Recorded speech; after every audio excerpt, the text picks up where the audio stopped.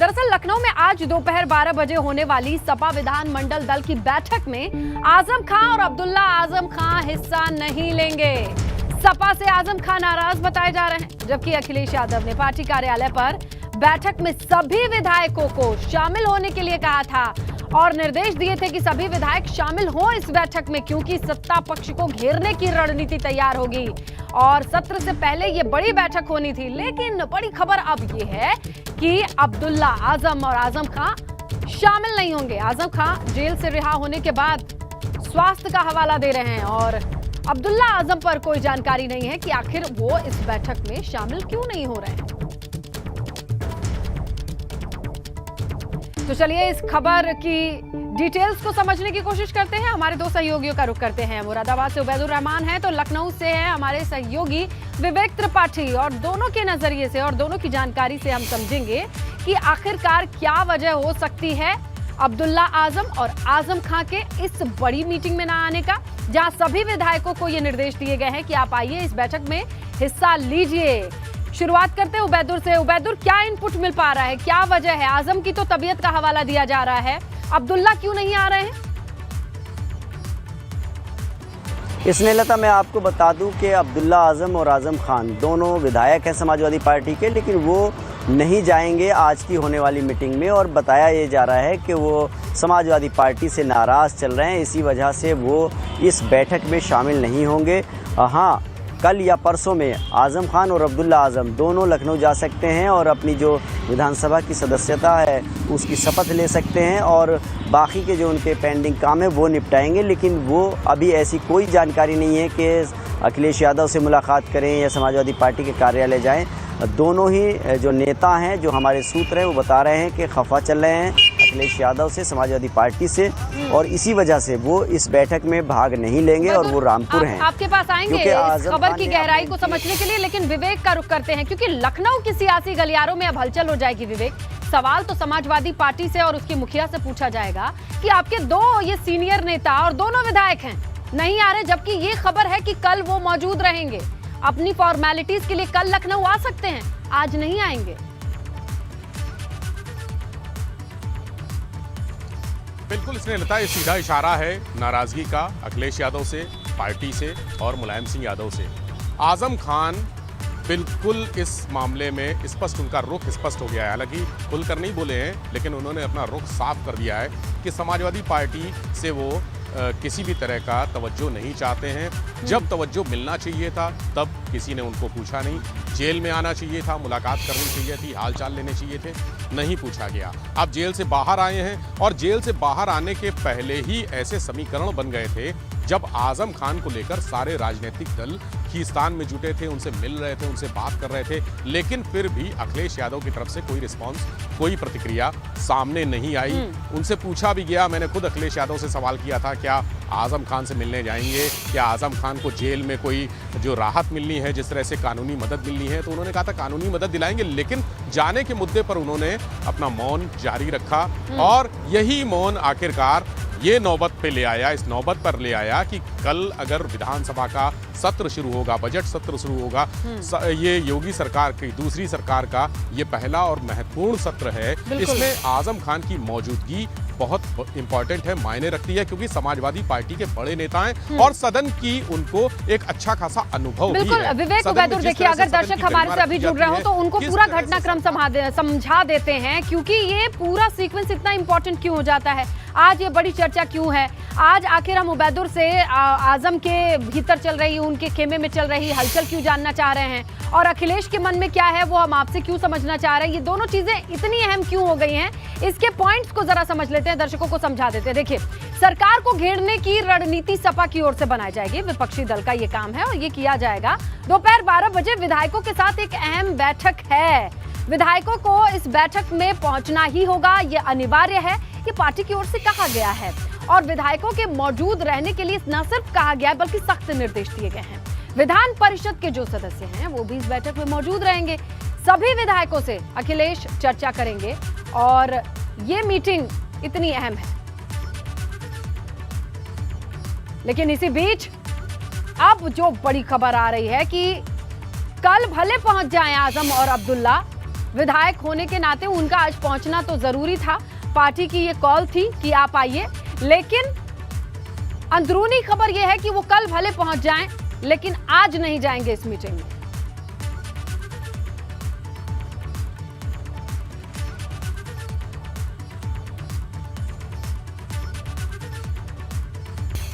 तो किस तरीके की चाल चली जा रही है, किस तरीके का ये पूरा माहौल है सियासी, समझने की कोशिश करेंगे और वो समझने में आसानी मिलेगी जब आप सुनेंगे वो बयान एबीपी गंगा से, जब एक्सक्लूसिव बातचीत में आजम ने अखिलेश और मुलायम सिंह को लेकर के कहा क्या। दरअसल आजम खान से एबीपी गंगा ने सवाल पूछा, हमारे सहयोगी ने सवाल पूछा, तो सपा ने मुश्किल वक्त में आपका साथ दिया या नहीं, ये सवाल था। अखिलेश मुलायम सिंह ने जेल में रहने के दौरान आपसे मुलाकात की कोशिश की या नहीं, तो इस सवाल पर उनका क्या जवाब था, सुनिए। आमी लोगों के साथ साथ क्या आपको लगता है जिस तंजीम में आप हैं उस पार्टी ने वो मजबूती के साथ आपका साथ नहीं दिया जो देना चाहिए था, जिस तरह की शिकायतें आपके करीबी लोग कर रहे हैं? अब मैं क्योंकि जेल में था लिहाजा मैं इतना ज़्यादा एसेस कर नहीं पाया हूँ। वहाँ कोई राब्ता नहीं था, किसी से मुलाकात नहीं होती थी। 1.5 साल तो कोरोना की पाबंदियों में गुजारा, फिर 5 महीने में मैदान में दाखिल रहा। तो मैं ज़िंदगी से कम मौत से ज़्यादा करीब था। आपकी तस्वीरें देखी थी, लोगों ने बहुत दुआएं की, आपके करीबी लोगों ने, सभी लोगों ने आपके लिए दुआएं की। ये बताइए कि जो जब आपका इलाज हुआ तो अखिलेश यादव जी हों, शिवपाल यादव जी हों, या जो परिवार है समाजवादी पार्टी का, उनका सहयोग कितना मिला? वो जिसका जितना सहयोग रहा उसका शुक्रिया, जिनका नहीं रहा उनका भी शुक्रिया। और मैं खुद इस पोजीशन में था ही नहीं कि मैं किसी के सहयोग को किसी तराजू में तोल पाता, लेकिन आज छोटे बड़े अपने पराए सबने बहरहाल मेरे लिए दुआ की। अखिलेश यादव जी ने कहा था कि जब आप आ जाएंगे तो वो आपसे मिलने आएंगे, तो क्या फ़ोन पे उन्होंने रब्ता करने की कोशिश की या आने के लिए कोई टाइम सेट हुआ है या आने की उम्मीद है उनके? आप क्या कोई बात हुई? आप कब कहा? ये आपकी इत्तला में ज़्यादा होगा, मेरी इत्तला में तो नहीं। मीडिया ने उनसे पूछा था जब आप जेल में थे कि सब लोग जा रहे हैं, आप क्यों नहीं जा रहे? उन्होंने कहा कि आज़म साहब जब आ जाएंगे तो मैं उनसे मिलने ज़रूर जाऊँगा। अगर वो आते हैं तो आप लोग इस्तकबाल करेंगे?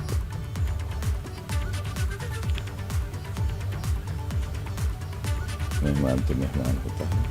आपको लगता है कि मुलायम सिंह यादव के बाद समाजवादी पार्टी को मजबूत हाथ नहीं मिले जो आज़म खान और मुलायम सिंह यादव के वक्त में पार्टी के अंदर होता? हम तो बहुत कम हैसियत आदमी थे, उस वक्त भी पार्टी से निकाले गए थे।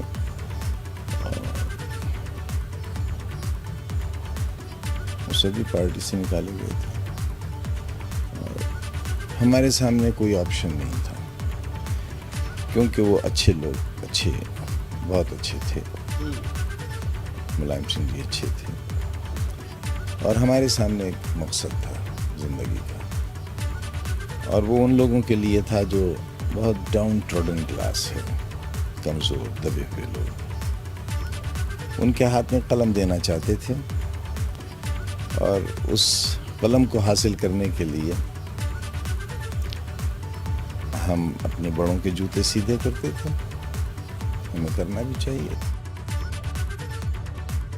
तो ये जो बातें आपने सुनी हैं और इस बातों को भी आधार माना जा रहा है, जिस तरीके से छिपे शब्दों में, कम शब्दों में ज्यादा इशारा किया है, इसके सियासी मायने क्या होंगे? चलिए रुक करते हैं हमारे सहयोगी उबैदुर रहमान का, विवेक त्रिपाठी का, क्योंकि रामपुर से लखनऊ तक अब इस बात के मायने और उसका असर दिखना शुरू हो गया। आज देखिए अब्दुल्ला आजम और आजम खान नहीं पहुंचेंगे। आज एक बड़ी बैठक है सपा की 12 बजे से। तो रुक करेंगे उबैदुर का। उबैदुर, जिस तरीके से बातों बातों में उन्होंने जिक्र किया, मेहमान तो मेहमान है कह के बड़ा लंबा पॉज लिया उन्होंने, कुछ कहने से गुरेज किया। साफ तौर पे वो जो पॉज था, वो चुप्पी थी, वो बता रही थी कि जवाब नहीं देना चाहता हूं। इसने लता, मैं आपको बताऊं, जो लोग जानते हैं कि समाजवादी पार्टी का जन्म कैसे हुआ, उसके जन्मदाता कौन हैं, तो वो जानते होंगे कि आज़म खान समाजवादी पार्टी के फाउंडर मेंबरों में से एक हैं। आज़म खान और मुलायम सिंह दो बड़े नाम समाजवादी पार्टी की जब सरकार रही है या समाजवादी की राजनीति की बात करें तो आज़म खान के बगैर समाजवादी पार्टी को आप पूरा नहीं मान सकते, क्योंकि उत्तर प्रदेश की राजनीति जिस तरह से है, जिस तरह से उत्तर प्रदेश में चुनाव होते हैं और जो वोटों का समीकरण होता है जातिगत, तो मुस्लिम मतदाता उत्तर प्रदेश में बहुत बड़ी तादाद में है और आज़म खान उत्तर प्रदेश में सबसे बड़ा चेहरा है मुस्लिम नेताओं में। ऐसे में समाजवादी पार्टी अगर आज़म खान को नज़रअंदाज करती है, उस आज़म खान को जो समाजवादी पार्टी के बनाने वाले लोगों में से हैं, अगर उस आज़म खान को नज़रअंदाज पार्टी करती है तो जाहिर सी बात है इसकी बहुत बड़ी तकलीफ़ आज़म खान को होगी और होनी भी चाहिए, क्योंकि जो व्यक्ति खुद पार्टी के संगठन के समय का हो उसको इस तरह से छोड़ देना, उसकी परेशानियों में साथ ना आना, जिस तरह से उनके करीबी लोग कह रहे हैं। आज़म खान के मीडिया प्रभारी ने क्या शिकायत की, आज़म खान के भाई ने क्या कहा? आज़म खान के भाई ने, जब मैं उनसे इंटरव्यू कर रहा था शरीफ खान से, तो उन्होंने कहा कि अगर आज़म खान समाजवादी पार्टी को छोड़ देंगे तो समाजवादी पार्टी की ज़मानत जब्त हो जाएगी। लेकिन उन्होंने ये भी कहा कि आज़म खान और मुलायम सिंह यादव का वो रिश्ता है कि जब तक मुलायम सिंह यादव हैं तब तक आज़म खान समाजवादी पार्टी छोड़ें, ये बहुत मुश्किल काम है। बिल्कुल, लेकिन उबैदुर, एक सवाल ये होता है कि क्या अब्दुल्ला आजम और अखिलेश यादव अपनी इस विरासत को आगे ले जाएंगे, जो नेताजी की विरासत है या आजम की विरासत है, ये क्या मिलजुल के साथ चलेंगे? इसे ध्यान में रख के फैसला होगा। आप हमारे साथ बने रहिए। तो देखिए, इसी बीच बड़ी खबर यह है कि कल से विधानसभा सत्र का आगाज होना है और सत्र से पहले आज पूरे दिन बैठकों का दौर चलेगा। देखिए, विधानसभा अध्यक्ष सतीश महाना ने सर्वदलीय बैठक बुलाई है और इसका वक्त है 12:30 बजे। विधान भवन में ये सर्वदलीय बैठक होनी है। इसके साथ ही कार्य मंत्रणा समिति की भी आज ही बैठक होगी। तो आज बैठकों का दौर चलेगा। सत्र से पहले देखिए सर्वदलीय बैठक होगी, इसको बुलाया है। 12:30 बजे इसका वक्त बताया गया है। विधान भवन में ये बड़ी बैठक होनी है। इसके साथ कार्य मंत्रणा समिति की भी बैठक होनी है। इन बैठकों से जो बड़ी अपडेट आएगी आप तक हम लगातार पहुंचाएंगे, लेकिन फिलहाल वक्त जो है वो जान लीजिए। 12:30 बजे विधान भवन में ये बैठक होनी है। कार्य मंत्रणा समिति की भी आज ही बैठक होनी है और कल सत्र शुरू होने से पहले आज लगातार बैठकों का दौर शुरू रहेगा। और नेता विपक्ष के तौर पर अभी हमने आपको खबर दिखाई ही कि अखिलेश यादव ने भी मीटिंग बुला रखी है, रणनीति बनाएंगे सरकार को घेरने की। तो कुल मिलाकर के आज पूरे दिन बैठकों का दौर चलेगा। हर तरीके की तैयारी होगी। सत्ता पक्ष की तैयारी होगी कि किस तरीके से विपक्ष के सवालों का जवाब दिया जाए और विपक्ष की तैयारी होगी कि किस तरीके से सत्ता पक्ष को घेरा जाए, सरकार से कौन कौन से सवाल किए जाएं। इसी के मद्देनजर आज बैठकों का दौर चलेगा। इसके अलावा एक और जो बड़ी चिंता रहती है कि सुचारू रूप से सत्र चले, इसीलिए आज सर्वदलीय बैठक भी बुलाई जाएगी। सतीश महाना विधानसभा अध्यक्ष हैं, सत्ता पक्ष और विपक्ष दोनों को बुलाएंगे बैठक में। यही कोशिश रहेगी कि सदन की कार्यवाही अच्छे से हो, पूरी हो और दोनों पक्ष की ओर से बराबर सहयोग मिले, संतुलन बना रहे। तो बजट सत्र की बड़ी तैयारी चल रही है। क्या क्या है बुलेट पॉइंट्स देखिए। स्पीकर सतीश महाना ने सबसे पहले तो सर्वदलीय बैठक बुलाई है। सभी दल के नेताओं के साथ चर्चा होगी क्योंकि 23 मई से बजट सत्र की शुरुआत हो जाएगी। विधानसभा की तस्वीर बदली हुई नजर आएगी। क्यों? क्योंकि सदन में ई विधान सिस्टम लागू हो चुका है, जिसकी कल ट्रेनिंग खत्म हुई है। 2 दिन की ट्रेनिंग दी गई है विधायकों को। विधायकों के लिए सीटें बढ़ाई गई हैं, ये भी नई चीज आपको दिखाई देगी। और करीब 200 नए विधायक सदन पहुंचे हैं। हर विधायक की सीट रिजर्व की गई है। हर एक सीट पर टैबलेट की व्यवस्था की गई है। फिंगरप्रिंट या पासवर्ड के जरिए ये टैबलेट यूज करना होगा और टैबलेट पर ही कार्यवाही का पूरा एजेंडा दिखाई देगा, यानी चीजें डिजिटल होंगी। सारे सवाल जवाब टैबलेट पर दिखाई देंगे। वो पन्ना नहीं रहेगा, वो पर्चा नहीं रहेगा जिसे देख करके उड़ाने या फाड़ती हुई कई बार तस्वीरें आती हैं। और पूरी कार्यवाही सोशल मीडिया पर लाइव स्ट्रीम रहेगी। तो होने वाले इस सत्र को आप बड़े अलग अंदाज में देखेंगे, बड़े अलग तरीके से देखेंगे, अपने फोन पर देखेंगे और टैबलेट पर सभी विधायक अपना पूरा काम काज देखेंगे। बदल गई है सारी दुनिया और किस तरीके से ये कार्यवाही बदली है ये भी हम देख रहे हैं, समझ रहे हैं। और थोड़ी डिटेल्स लेते हैं। हमारे सहयोगी विवेक के पास जानकारी है कि ये नए सदन के बदले स्वरूप में क्या क्या बदला देखने को मिलेगा। विवेक, जरा डिटेल में समझाइए। इसमें बदला हुआ स्वरूप इसलिए दिखेगा क्योंकि हाईटेक हो चुका है। विधानसभा जो सदन है वो हाईटेक हो चुका है। टैबलेट से अब वहाँ पर बातचीत होगी, रिपोर्टिंग होगी, अटेंडेंस लगेगी। सारे जो पहले बड़े बड़े पोथी पत्रे आते थे, बड़ी बड़ी फाइलें आती थी, एक सहायक लेकर आता था जब मंत्री आते थे, विधायक आते थे, तो उनके साथ एक सहायक होता था जो बैग लेके आता था जिसमें उनके दस्तावेज होते थे, चूंकि उनको बहुत सारे सवाल करने होते हैं और बहुत सारे मुद्दे उठाने होते हैं, उसके रिकॉर्ड्स दिखाने होते हैं, तो रिकॉर्ड्स लेके आते थे। इसमें समय भी खर्च होता था। इसके अलावा जब हंगामे की स्थिति आती है, अक्सर हंगामा होता है, बहस होती है, तो बहस मुबाहिसों के दौरान कागज़ भी फाड़े जाते हैं, कागज़ के गोले बना के फेंकने के दृश्य बहुत सारे लोगों ने देखे हैं टीवी पर कि विधानसभा का सत्र चल रहा है या लोकसभा का सत्र चल रहा है तो कागज़ के गोले बना के फेंक। एक अराजकता का माहौल जो होता था वो इसमें थम जाएगा, बंद हो जाएगा। सर्वदलीय बैठक भी इसीलिए बुलाई गई है कि विधानसभा का सत्र जो है वो बहुत शांतिपूर्वक और आपसी समझबूझ से चले, क्योंकि इसमें पब्लिक का पैसा लगता है। ये जो सत्र होगा ये हमारे आपके पैसे से, टैक्स से चलता है। यहाँ पर जो पैसे की बर्बादी होती है, कई बार हंगामे के चलते सत्र पूरा नहीं हो पाता।